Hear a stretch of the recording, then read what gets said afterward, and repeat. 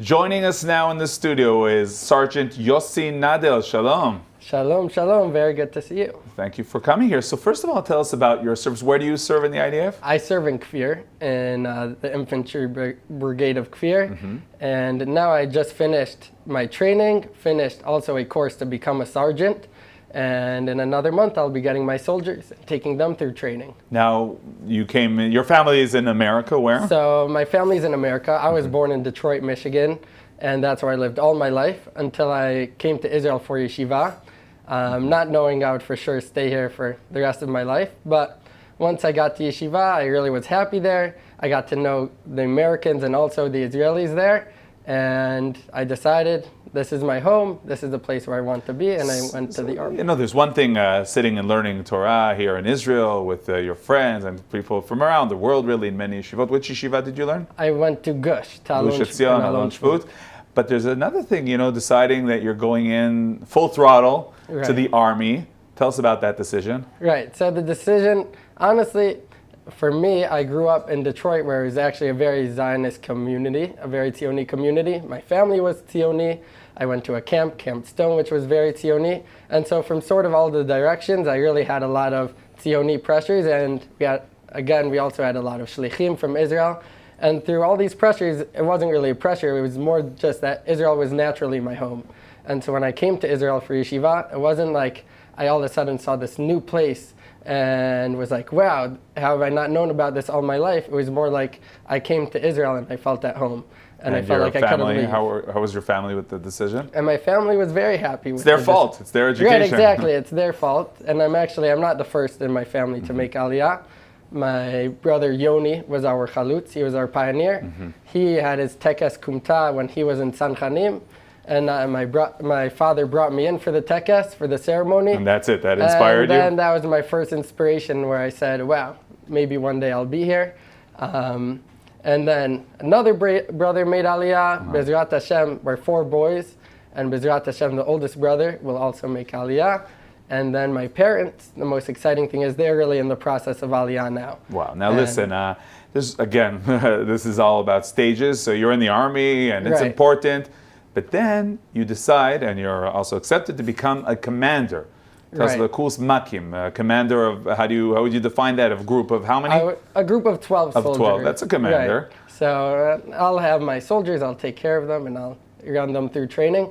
For me, really, when I went to the army, as a lone soldier, you sort of have this feeling of, I'm the person I want to give, but really everyone's giving to me and helping me out.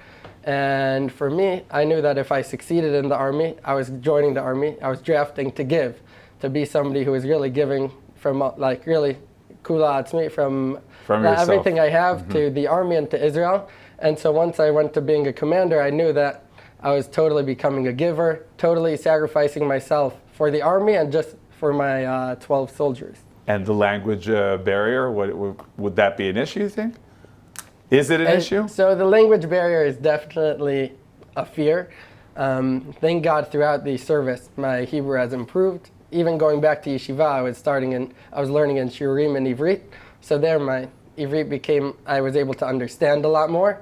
In the army, I started really working on my conversational Hebrew, just being with friends, totally engulfed in with the Israeli group.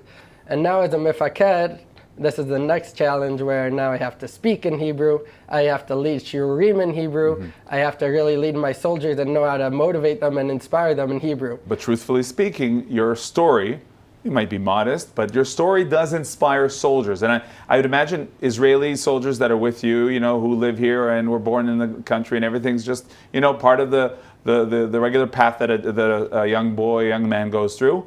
Suddenly they see your decision. Do you feel that it inspires others, your friends, maybe your soldiers? I definitely see it inspiring my friends, and I really hope it will inspire my soldiers too.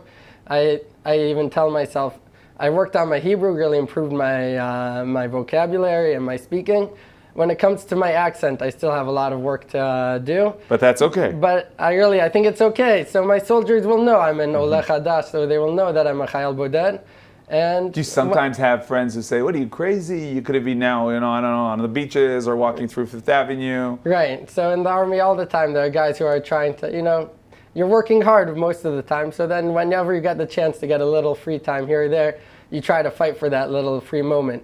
And then I tell myself, wait a minute, I could have had like many years of free moments, but this is what I wanted to do and this is where I wanted to give. You know, we're seeing here you with your friends, also lone soldiers. Right, these are my co-lone soldiers. Now, when we say lone soldiers, there's two things that are important to mention. You agree for sure. First of all, you don't feel alone. Right, 100%. I don't feel alone. Like you see here, I'm with other lone soldiers, so together we become one family. And also in your case, and many other cases, you have family here, and you always had people to be with you, right? So here I have my grandmother, who is one of the pioneers for our family in bringing us to Israel and really inspiring everyone in my family, always pressuring us and showing us the beauty of Israel and telling us really every time I call on the phone, it ends with a bracha of one day you'll be here and one day you'll make Aliyah and you'll serve in the IDF. So really the pressure and inspiration, whatever you want to call it, from my Bubi, from my grandmother, really always looking out for me here in Israel.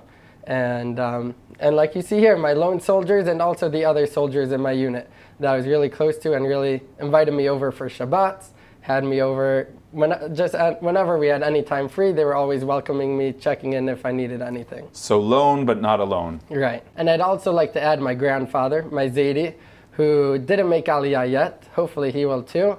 But he was a survivor from the Shoah. Then he went to America and he served in the army in America. His father served in the army back in Europe. And so that sort of started the line of soldiers in our family. And that's also an inspiration. He always told me the importance of knowing how to survive, knowing how to defend yourself. And so that's another big inspiration for joining the IDF, learning to not just defend myself, but now be zocha to defend Am Yisrael. And Bezrat Hashem soon, full immigration, Aliyah? And Bezrat Hashem soon, full immigration, Aliyah. I already feel like once I drafted, I felt like that was my big dive into Israel and being part of Am Yisrael here in Eretz Yisrael. Okay, Sergeant Yossi Nadel of Kfir and the IDF, thank you very much and good luck. Thank you. Thank you for bringing me here today.